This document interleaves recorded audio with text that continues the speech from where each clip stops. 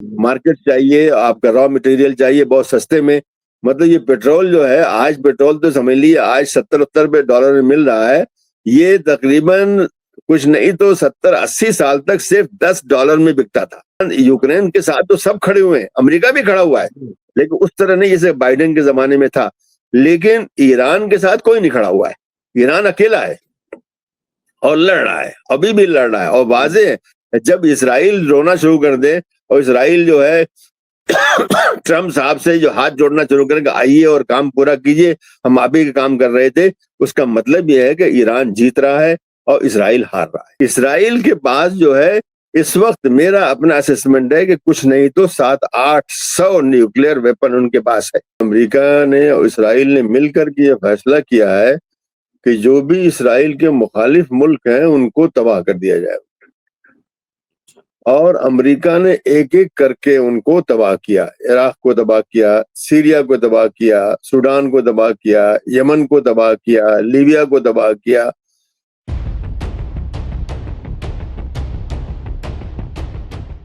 Israel और Iran war तकरीबन एक हफ्ता हो चुका है।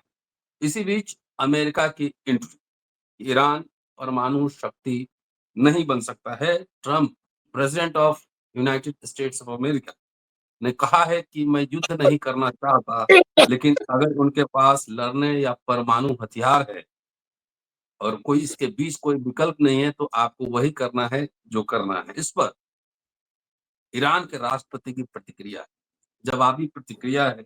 ईरान, ईरानी राष्ट्र और उसके इतिहास को जानने वाले बुद्धिमान लोग इस राष्ट्र की धमकी भरी भाषा में बात नहीं करते इस राष्ट्र से, क्योंकि ईरानी राष्ट्र सरेंडर नहीं करेगा। ईरान और इराक, इतिहास हमने पढ़ा है, कभी सब सभ्यताओं का केंद्र हुआ करता था और लंबे समय तक ईरान इराक वॉर चला, कई युद्ध हुए हैं पूरा, और क्रोनोलॉजी थोड़ा समझने की जरूरत है। सेकेंड वर्ल्ड वॉर के बाद यूरोप में कोई भी मेजर युद्ध नहीं हुआ। जो एपिसेंटर बना वो बना मिडिल ईस्ट, और वियतनाम में अमेरिका की हार हुई। अफगानिस्तान में क्या हुआ इस हम सबके सामने है। आखिर इस बीच अगर युद्ध होता है और अमेरिका एंट्री करता है तो वर्ल्ड ऑर्डर सिनारियो क्या होगा? चीन, जापान, इंडोनेशिया अपने नागरिकों को ईरान से वापस ला।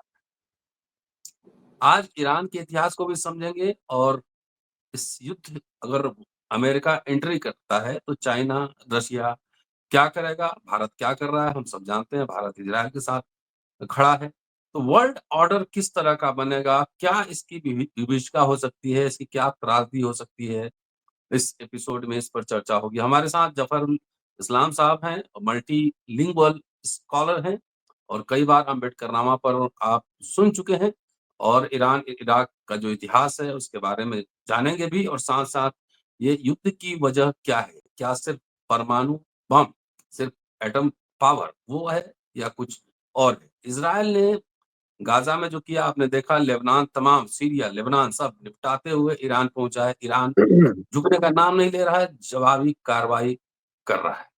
जफर साहब से पूरा इस घटनाक्रम को समझेंगे, और अमेरिका की एंट्री अगर करता है तो इसके क्या मायने हो सकते हैं वर्ल्ड ऑर्डर पर। स्वागत है सर। जी जी आदाब जी। आदाब सर। देखिए, इसको समझने के लिए जरूरी है कि मिडल ईस्ट में, या जिसको मशरिक वस्ता उर्दू में बोलते हैं, उसमें क्या सूरत हाल है। सूरत हाल ये है कि काफी दिनों पहले, कोई 15-20 साल पहले से अमेरिका ने और इसराइल ने मिलकर के यह फैसला किया है कि जो भी इसराइल के मुखालिफ मुल्क हैं उनको तबाह कर दिया जाए। और अमेरिका ने एक एक करके उनको तबाह किया, इराक को तबाह किया, सीरिया को तबाह किया, सूडान को तबाह किया, यमन को तबाह किया, लीबिया को तबाह किया। अभी इस लिस्ट में बस एक बचा हुआ है, वो ईरान है, जो कि जिसको रेजिस्टेंट फ्रंट बोलते थे। अब तो सब टूट गया बेचारे, सब जो है अलग अलग हो गए। रेजिस्टेंस फ्रंट में अभी बचा जो है वो खाली ईरान बचा है, और एक तरह से कह सकते हैं कि यमन का वो हिस्सा जिसमें के हूथी जिन्हें बोलते हैं या अंसारुल्लाह बोलते हैं, जो वहां पे काबिज है, वो एक तरह से बचा हुआ है। और उसके बाद नॉन जो स्टेट एक्टर्स हैं जैसे हमास है या हिजबुल्लाह है, ये बचे हुए हैं। हिजबुल्लाह को तो उन्होंने तोड़ ही दिया है, हमास को भी बड़ी हद तक इसराइल ने तोड़ ही दिया है, और हुथीस पर भी बड़े काफी अटैक देख रहे हैं आप, मुस्तकिल हो रहे हैं, इसलिए कि वो उन्होंने साथ दिया है हमास के लोगों का या गजा के लोगों का। तो अभी जो बचा हुआ है वो ईरान है एक स्टेट के तौर से, जो कि अभी भी इसराइल के खिलाफ खड़ा हुआ है। इसलिए कि इसराइल, देखिए, ये बहुत ही बुनियादी बात है कि इसराइल जो है एक आर्टिफिशियल स्टेट है, जबरदस्ती उसको बनाया गया है। 1918 में जब ब्रिटेन ने पैलेस्टाइन पे कब्जा किया तो उन्होंने उनके फ्लड गेट्स खोल दिए, आओ सारे यहूदी दुनिया भर के आओ यहाँ बसो। अरब लोग चीखते रहे, बोलते रहे कि तुम ये क्या कर रहे हो, लेकिन उन्होंने, बरतानिया तो आप जानते हैं उस वक्त तो बहुत बड़ी ताकत थी, मतलब सेकेंड वर्ल्ड वॉर तक जो है, जो मतलब वो ग्रेट ब्रिटेन था, आज तो ग्रेट ब्रिटेन नहीं है। तो उन्होंने अपनी ताकत के बल पे यहूदियों को दुनिया भर से, मतलब ये कि रूस से, जर्मनी से, रोमानिया से, कहाँ से, बुल्गारिया से, अर्जेंटीना से, अमेरिका, सबसे ला के वहां बसाया। और ये बसते बसते बसते बसते 1948 आते आते इतने पावरफुल हो गए, और उनकी बहुत सी मिलिशियाज थी। आज कोई इसकी बात नहीं करता, यहूदियों ने बहुत सी मिलिशिया बना ली थी। उन्होंने पहले सोच लिया था कि एक दिन हम ताकत इस्तेमाल करके इस पे कब्जा कर लेंगे। तो एक हागाना एक मिलिशिया बहुत बड़ी थी, एत्जेल थी, लेही था, और इसी तरह से इरगून था। बहुत से मिलिशियाज इनके थे जो कि एक तरफ तो अरबों को मारते पीटते थे, उनको इस हालत में रखते थे, भाई देखो हमको कबूल करो, नहीं तो तुम्हारा हम खात्मा कर देंगे। और अरबों के पास कोई हथियार था नहीं। ब्रिटेन ने हर गांव से, हर घर से सारे हथियार छीन लिए थे, बल्कि अगर किसी के घर में हथियार मिलता था तो उसकी फांसी होती थी। अरबों के लिए, यहूदियों के लिए नहीं थी, जूस के लिए जो बाहर से आए हुए तो उनको लिए नहीं थी। इस तरह से 48 में आते आते उन्होंने अपने उन्हीं हथियारों को इस्तेमाल करते हुए वहां से मेजॉरिटी को, 70% वहां के जो अरब, जो पैलेस्टीनियन थे, उनको निकाल दिया और उनके मुल्क पे कब्जा कर लिया। तो देखिए बात वहां से शुरू होती है, 7 अक्टूबर से नहीं शुरू होती है। 7 अक्टूबर तो जो मजलूम है वो कोशिश कर रहा है कि हमको छोटी सी पट्टी मिल जाए। वो जो पैलेस्टाइन था उसकी सिर्फ 22% जो है पट्टी बची हुई है, जो कि जिसको आप वेस्ट बैंक कहते हैं या जिसको गजा बोलते हैं, ये सब मिलके 22% है। 80 to 78% तो इसराइल पहले से बना हुआ है। इस 22 को भी यहूदी या इसराइली, जो भी आप कहना चाहें, ज़ायनिस्ट, ये देने को तैयार नहीं। ये बेचारे राजी हैं इस पर। इन्होंने ओस्लो अकॉर्ड्स 92-93 में ओस्लो अकॉर्ड किया कि भाई ठीक है हम 22% पर ही राजी हैं, लेकिन नेतन्याहू जैसे लोग हैं वो इसको देने पर तैयार नहीं है। तो इस हालत में जो मुल्क फलस्तीन की तायीद करते हैं, पहले तो सब करते थे, आप यानी मैंने तो वो अपनी आंख से सब देखा हुआ, इसलिए मैं उस वक्त मिडिल ईस्ट में था, पढ़ रहा था। मैं उस वक्त 67 में इजिप्ट में पढ़ रहा था। मैंने अपनी आंख से ये सब देखा हुआ है कि सारे अरब एक साथ थे। 67 से लेकर 73 का आप कह सकते हैं सारे अरब एक साथ थे, सभी रेजिस्टेंस फ्रंट था। सऊदी अरेबिया था, इजिप्ट भी था, और सभी जो भी आप सोच सकते हैं सभी था, मोरक्को सब था। लेकिन धीरे धीरे धीरे धीरे सब कटते गए, इसलिए कि उनके पीछे अमेरिका खड़ा हुआ है और उनके पीछे पूरा यूरोप खड़ा हुआ है कि भाई उनके नजदीक उनकी एक पॉलिसी है। और ये बता दूं, आप लोगों को शायद नहीं मालूम होगा, इसलिए कि मैंने तो बहुत ही गहराई से सब चीजों देखा हुआ है। मैंने एक किताब, या 1000 पेज की मेरी किताब है, पैलेस्टाइन डॉक्यूमेंट्स। उसमें सारे डॉक्यूमेंट्स जो उनके हैं शुरू से, 98 में छपी हुई है, उसमें है। तो एक बात मैं बता दूं, लोग नहीं जानते हैं कि ये जो इसराइल बनाने का जो आइडिया है बहुत ही पुराना है।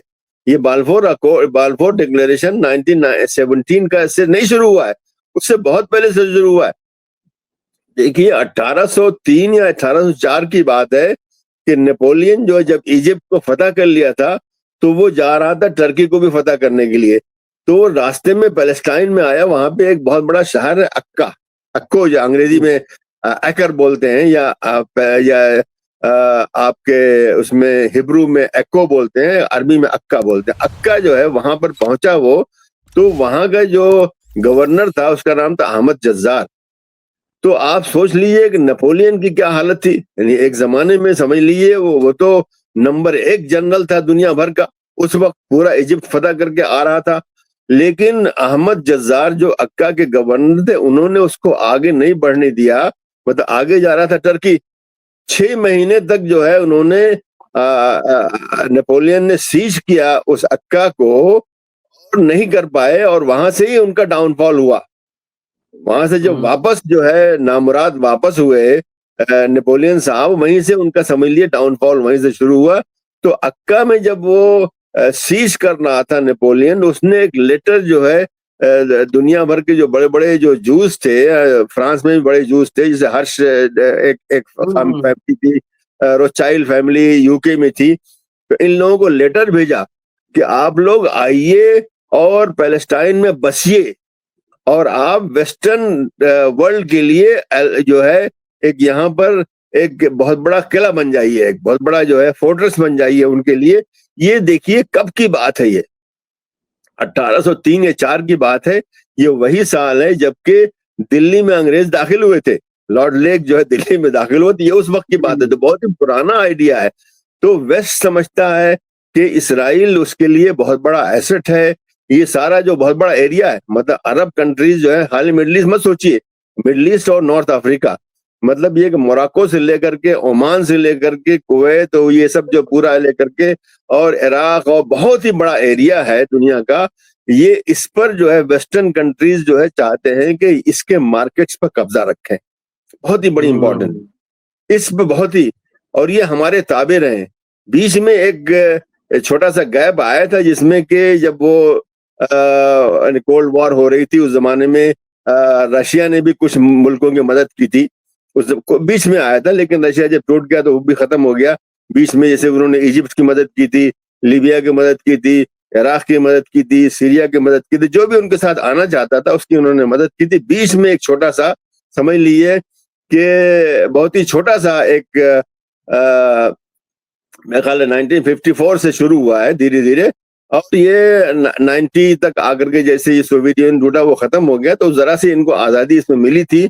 लेकिन वेस्टर्न कंट्रीज उसके बाद पूरी तरह से काबिज हो गए। आज जानते हैं, आज जो है अरब कंट्रीज में कोई भी ऐसा मुल्क नहीं है जो कि अमेरिका के तलवे नहीं चाट रहा है, कोई भी ऐसा मुल्क नहीं है, कोई भी। आप देख लीजिए, मतलब ये कि आप कह सकते हैं कि हुती जो जो जो जो जो जो यमन में वो नहीं कर रहे हैं, लेकिन हुती एक छोटी सी एक चीज है, यमन के एक हिस्से के ऊपर काबिज है, उससे ज्यादा नहीं है। और उसके अलावा अगर हमास है तो वो तो एक छोटी सी ऑर्गेनाइजेशन, एक मिलिशिया समझ लीजिए, एक है 30-40 हजार ज्यादा उसके पास फाइटर्स हैं। हिजबुल्ला भी तकरीबन ऐसे ही है, हिजबुल्ला को भी इन्होंने तोड़ दिया इसराइल ने। तो अभी जो बचा हुआ है वो ईरान है। तो ये जो सारी जो बात हो रही है कि वहां पे न्यूक्लियर वो है, न्यूक्लियर कुछ नहीं है। ये तो 1998 98 में इसी नेतन्याहू ने, जब वो प्राइम मिनिस्टर शुरू में बना था, उसने कहा था कि चंद महीने में इसराइल ईरान जो है एटम बम बनाने वाला है। 98 की बात है। आज हम कहाँ हैं? 25 में, मतलब 27 साल पहले उसने कहा था कि 3-4 महीने में बनाने वाले हैं, और कहीं भी नहीं है। आज जो है इंटरनेशनल एजेंसी जो है, एटॉमिक एजेंसी है जो यूनाइटेड नेशंस की, वो कह रही है कि ईरान नहीं बना रहा है। वहां की गवर्नमेंट कह रही है कि हम नहीं बना रहे हैं। वहां का जो सुप्रीम लीडर है उन्होंने फतवा दिया हुआ है कि न्यूक्लियर वेपन बनाना हराम है। मतलब ये कि एक रिलीजियस मामला भी है कि ये अच्छा नहीं है, इसलिए कि इससे बिला वजह लाखों लाखों लोग मरते हैं और उससे बड़ी तबाही आती है, मास डिस्ट्रक्शन होता है, इसलिए वो हराम है। तो ईरान तो कह रहा है कि हमारे पास नहीं है। अच्छा, इसराइल उसके मुकाबले में, अमेरिका वगैरह को छोड़ दिया, तुमको मालूम ही है उनके पास कितने हैं। इसराइल के पास जो है इस वक्त, मेरा अपना असेसमेंट है कि कुछ नहीं तो 700-800 न्यूक्लियर वेपन उनके पास है। और ये बात आज दुनिया आज से नहीं जानती है, ये बात जो है कम से कम मैं समझता हूं कि 1980 से जानती है, जबकि एक उनका एक न्यूक्लियर टेक्नीशियन, उसका नाम था वनूनू भाग करके लंदन चला गया। उसका भी, उसका जमीर उसका जागा, उसका कॉन्शियस उसका जागा, उसने कहा ये बड़ा गलत काम हो रहा है, इसलिए कि जब बनता है, आप जो है पिस्टल ले आएंगे तो इस्तेमाल भी तो करेंगे उसको। तो वो उसने जाके लंदन में जाके उसने लंदन टाइम्स जो है उसका जो वीकली एडिशन निकलता है, संडे टाइम्स, उसको उसने इंटरव्यू दिया बहुत ही बड़ा सा, और उसने बताया कि जो वहां पे इसराइल जो है वहां पे उसने बहुत से एटम बम बना लिए। उस वक्त मेरे ख्याल कई सौ ऐसे बना लिए थे, आज तो 800-900 होंगे, शायद उससे भी ज्यादा हो, कि वो बना चुका है। उसने ये कहा और ये सब छवि दुनिया भर ने जाना, हालांकि पहले से जानते थे, यानी आज से नहीं। प्रेसिडेंट केनेडी ने भी कहा था कि इसराइल बना रहा है, और ये बात उन्होंने कही थी, लेकिन उसके बाद ही उनका जो है उनका असैसिनेशन हो गया, वो खत्म हो गए बेचारे, वो आगे नहीं बढ़ पाई बात। तो ये दुनिया सन 1980 से कम जब वनूनों ने बताया था। अब वनूनों के साथ इसराइल ने क्या किया? इसराइल ने वनूनों को लंदन से किडनैप किया और किडनैप करके उसको स्मगल किया इसराइल। अगर कोई दुनिया का दूसरा मुल्क जो है किसी और मुल्क में किसी को पकड़ करके ऐसे स्मगल करे तो क्या उसको माफ किया जाएगा? बता दीजिए। कोई कंट्री माफ नहीं करेगा। इसकी उसकी सॉवरेंटी के ऊपर हमला है। लेकिन वनूनों को इसराइल ने लंदन में किडनैप किया और उसको बोरी वोरी में किसी में भर भर करके उसको वापस ले गए, और आज वो एक अपने घर में हाउस अरेस्ट है। तब से 80 की बात है, तब से हाउस अरेस्ट है वो। तो दुनिया जानती है कि इसराइल के पास है, और एक दो नहीं बल्कि 800-900 उनके पास है, जबकि ईरान के पास नहीं है। तो ये एक बहाना है, वैसे ही बहाना जैसे कि इससे पहले उन्होंने वेपन ऑफ मास डिस्ट्रक्शन के नाम पे इराक पर हमला किया था, और बाद में मालूम हुआ कि वैसा कुछ भी नहीं था। तो एक बहाना है। असल बात क्या है? असल बात बताता हूँ। असल बात यह है कि वो वहां का रिजीम चेंज करना चाहते हैं। असल बात यह है कि वो तबाह करके वो ऐसी हालत पहुंचाना चाहते हैं कि रिजीम कोलैप्स हो जाए। भाई कोई भी चीज, अगर उसकी आप मिनिस्ट्रीज को मार देंगे, अगर आप उसके इंफ्रास्ट्रक्चर को मार देंगे, अगर आप उसके अस्पतालों को मार देंगे, तो वो कोलैप्स हो जाएगा। वो होगा, ये तो कोई भी कंट्री होगा। लेकिन ये कमाल है उनका कि इतनी उन्होंने उनको ऊपर यानी हमले जो है एक हफ्ते से हो रहे हैं, लेकिन वो वैसे ही हैं। आज भी रात को, आज सुबह को हिंदुस्तान के वक्त के मुताबिक 6-7 बजे उन्होंने 25-30 जो है रॉकेट मारे हैं। तो उन्होंने सरेंडर नहीं किया हुआ है। अब क्या है कि इसराइल समझता था कि 2-3 दिन में वो खत्म। इससे पहले भी हुआ है। इसराइल ने इससे पहले भी, जब मुल्क की बात है, हमास की बात नहीं है, हमास तो मिलिशिया है कि उसकी दूसरी एक रीत है। लेकिन इससे पहले जो मुल्क हैं, जो जैसे जॉर्डन है, सीरिया है, इजिप्ट है, उसको तो इसराइल ने चुटकियों में खत्म कर दिया था।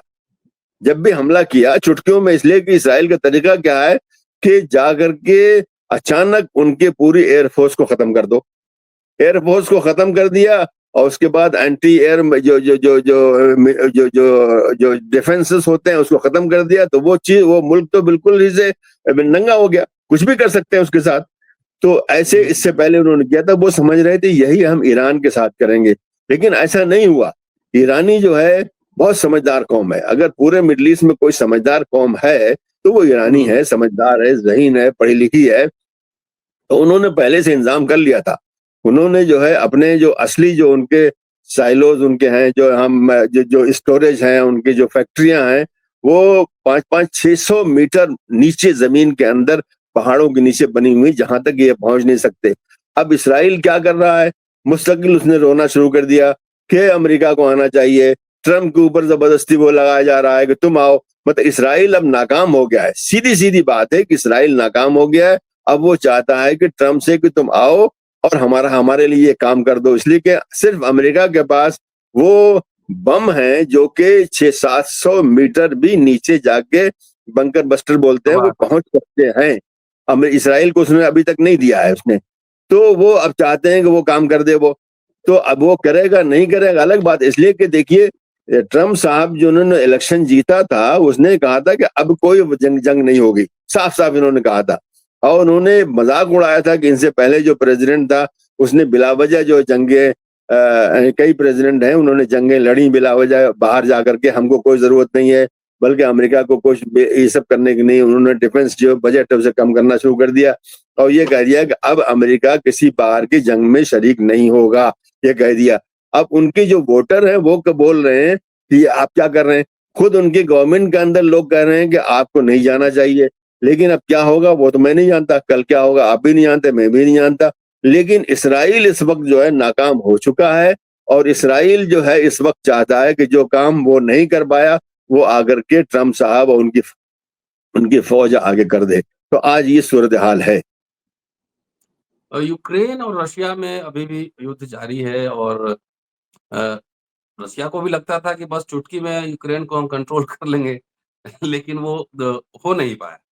तो क्या ये एक तरह से यूक्रेन की इज़राइल बात, हाँ देखिए, जी, यूक्रेन की बात ये है कि यूक्रेन के साथ पूरे वेस्टर्न कंट्रीज खड़े हुए हैं।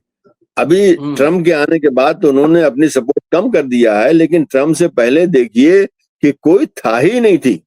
मतलब ये कि जो चाहिए था उनको मिल रहा था। इन्होंने आकर के इनकी ये समझती कि भाई अब कोई जंग नहीं होगी, जंग नहीं होनी चाहिए, और इनको एक ये भी है कि मैं अगर ये सब कर दूंगा तो मुझे नोबेल प्राइज मिल जाएगा, ये भी उनके दिमाग में है।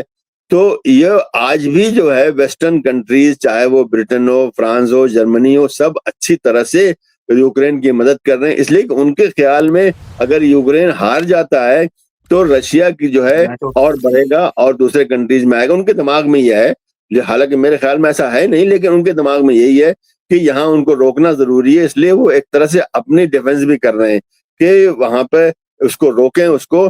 तो यूक्रेन को आप ईरान से नहीं, ईरान के साथ कोई नहीं खड़ा हुआ, आप देख लीजिए, कोई खड़ा वही, हुआ है, वही। जबान से बोलना अलग बात होता है।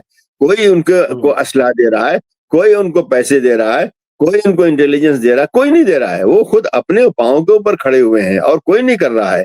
और उनके जो मददगार हो सकते थे, जैसे हिजबुल्लाह हो सकता था, उसको तो उन्होंने, इसराइल ने पहले ठिकाने लगा दिया है। हूथी बेचारे बहुत ही छोटी सी चीज है, वो कुछ ना कुछ कर रहे हैं, लेकिन बहुत ही छोटी सी चीज है, इतना नहीं है। तो ईरान तो इस मामले में अगर यूक्रेन से उसका उसका आप तुलना करेंगे तो यूक्रेन यूक्रेन के साथ तो सब खड़े हुए हैं, अमेरिका भी खड़ा हुआ है, हुँ, लेकिन उस तरह नहीं जैसे बाइडेन के जमाने में था। लेकिन ईरान के साथ कोई नहीं खड़ा हुआ है, ईरान अकेला है और लड़ रहा है, अभी भी लड़ रहा है। और हुँ। वाजे है, जब इसराइल रोना शुरू कर दे और इसराइल जो है ट्रम्प साहब से जो हाथ जोड़ना शुरू करेगा, आइए और काम पूरा कीजिए, हम आप ही का काम कर रहे थे, उसका मतलब यह है कि ईरान जीत रहा है और इसराइल हार रहा है।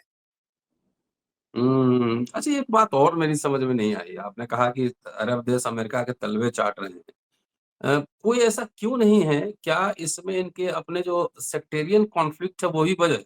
शिया सुन्नी का भी मसला है, ये भी हो सकता है? या इकोनॉमिक नहीं नहीं इंटरेस्ट है नहीं प्योर? नहीं नहीं नहीं नहीं नहीं, शिया सुन्नी की कोई बात इसमें नहीं है, शिया सुन्नी की कोई बात हुँ, इसमें नहीं है। देखिए असल बात क्या है, मैं बताऊं आपको, जो रूट है, जो कोई बोलता नहीं है, लेकिन मैं, मुझे कोई शर्म नहीं आती बोलने में, बताता हूं मैं हुँ, आपको कि अरब जो कंट्रीज हैं, ये सारे कंट्रीज अनडेमोक्रेटिक हैं। ये हुँ, जो है खाली फौज, इंटेलिजेंस और पुलिस के दम पे कायम है, पब्लिक के दम पे कायम नहीं है। आज वहां पर आप फ्री एंड फेयर इलेक्शन करा लें, देखिए सब के सब रेजिम जो है, ये सब जो समझ है में आया। के बास्केट में जाएंगे। कोई इसको पसंद नहीं करता, लेकिन इनके पास ताकत है, इनके पास पैसा है, इनके पास इंटेलिजेंस है, इनके पास पुलिस है, इनके पास फौज है। तो ये जबरदस्ती, मिडल ईस्ट में आप देख लीजिए, नॉर्थ अफ्रीका में देख लीजिए, हर जगह यही सूरत हाल है कि जबरदस्ती है। और जब कोई रिजीम कमजोर होता है, कोई भी रिजीम हो कमजोर होता है, तो बाहर देखता है कोई सपोर्टर। पहले जो है अमेरिका सपोर्ट करता था किसी की, और किसी की रूस करता था, अब सबके अमेरिका ही करता है। तो अमेरिका ने एक तरह से, अब उसके बदले क्या इन्होंने किया हुआ है, इन्होंने अपने मार्केट्स खोल दिए हैं। मतलब ये चीज मैंने अपनी आंख से देखी है कि मार्केट्स कैसे खुलते हैं, उसका क्या फर्क पड़ता है। मैं उस वक्त इजिप्ट में रहता था, पढ़ता था मैं उस वक्त जमाने में। तो जब मैं हुँ, गया था 67 में, 66 में गया था मैं, तो वहां पर आप सोच लीजिए कि मार्केट में हर चीज इजिप्ट की बनी हुई मिलती थी। कोई भी चीज सोच लीजिए आप, वहां की हुँ, चीज हुँ, बनती थी। उसके बाद जो है सादात आए, उन्होंने ताल्लुकात वगैरह ठीक कर लिए, वो कर लिए, वो कर लिए, और मार्केट खोल दिया। उसके बाद क्या हुआ, आपको इजिप्ट कोई चीज मिलती नहीं, सारा मार्केट भरा हुआ है बाहर की चीजों से, अमेरिकन है, चाइनीज है, रशियन है, मान लो रशियन नहीं है बल्कि उसमें फ्रेंच और ब्रिटिश, कौन कौन सामान भरा हुआ है वहां पे। मतलब ये कि वो बेचारे खा रहे हैं और उनके पैसे बाहर जा रहे हैं उनके। पहले तो उनके यहाँ सारी फैक्ट्रियां बंद हो गई। आज आज फैक्ट्री जो पहले रही होंगी, आज उनके अगर 5-10% हो तो अलग बात है, लेकिन ये बंद। तो उन्होंने, सबने यही काम किया हुआ, ओमान से लेकर के मोरक्को तक सबने अपनी मार्केट इन लोगों के लिए खोल दिया है। हर चीज वहां से बन बन के आती है और बिकती है। उसका फायदा किसको जा रहा है, उनको, और उसके बदले वो इनको मदद करते हैं। मतलब मिलिट्री, मतलब ये उन्होंने हुँ, कहा हुआ, देखो सबसे कहा हुआ है कि अगर तुमको जो है, तुम्हारे यहाँ कोई इनकलाब आ जाएगा, जैसे कुवैत में हुआ था 1991 में, देखा होता आपने, जब सद्दाम हुसैन ने कब्जा हुँ, किया था बुश तो अमेरिका ने आके मारा था। और उनको जबरदस्ती वापस किया था। यही चीज उन्होंने सबसे कह रखा है कि देखो, अगर तुमको तुम्हारे खिलाफ तुम्हारी फौज अगर अमेरिका के साथ हो कोई बात नहीं है, अगर सीसी जैसे कि इजिप्ट में आए अमेरिका के साथ हैं तो कोई मसला नहीं है, लेकिन कोई अमेरिका के खिलाफ आएगा तो अमेरिका आकर के उनकी ठुकाई करेगा। और अमेरिका ने अड्डे बना रखे हैं वहां पे, एक दो अड्डा थोड़ी है, मतलब उनका कुवैत में अड्डा है, उनका कतर में अड्डा है, सऊदी अरब में अड्डा है, यूएई में अड्डा है, फिर डिगो गार्सिया जहाँ पे जो इंडियन ओशन के अंदर है, बहुत ही बड़ा अड्डा है। तो ये सब अड्डे उन्होंने और उधर पीछे अफ्रीका में बना रखे हैं। तो ये सब इसीलिए बना रखे हैं कि कोई भी इस तरह की हिम्मत करे तो उसकी ठुकाई के लिए वो मौजूद रहे।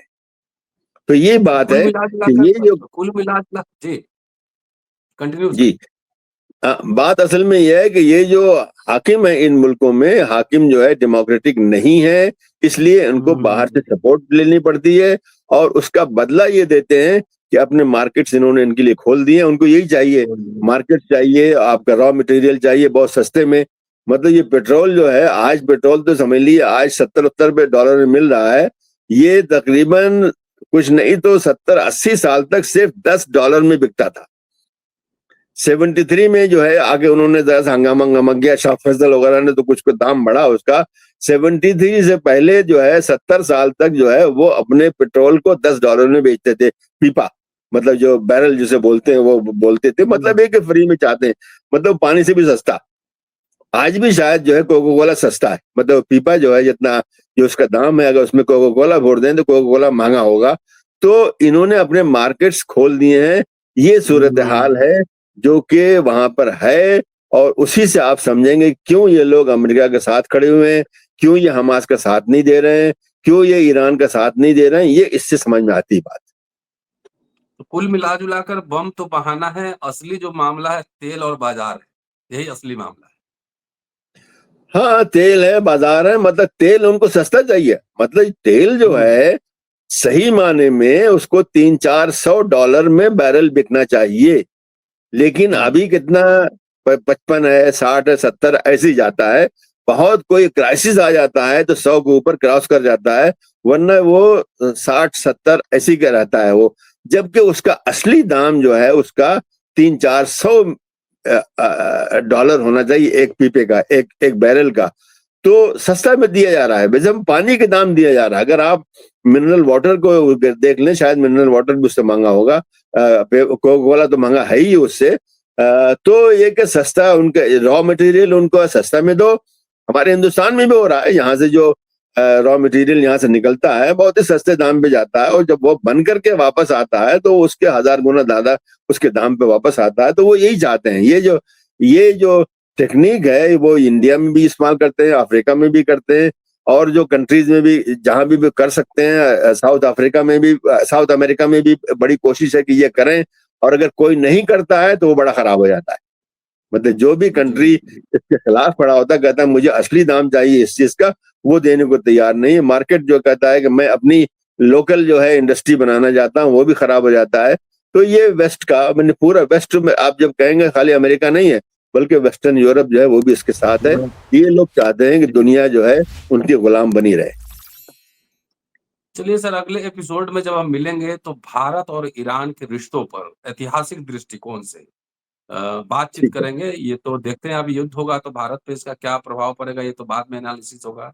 लेकिन भारत और ईरान के जो संबंध रहे लंबे समय से, उसके बड़े अच्छे पर्सपेक्टिव संबंध को हम लोग थे, इन्होंने इसको तबाह कर दिया। बड़े अच्छे संबंध थे जी, भारत और जी, ईरान जी, के, जी, लेकिन जी, इस जी। गवर्नमेंट ने उसी उसको बात तबाह कर दिया उसको। देखिए, उसी जो उसी विषय ताल्लुकात पर होते हैं वो कई कई 100 साल में बनते हैं, और तोड़ने जी, में तो आप जी, 2 मिनट में तोड़ सकते हैं उसको। जी, जी। शुक्रिया sir, thank you sir, thank you. अगले शुक्रिया, एपिसोड में शुक्रिया। भारत और ईरान पे। जी। अच्छा।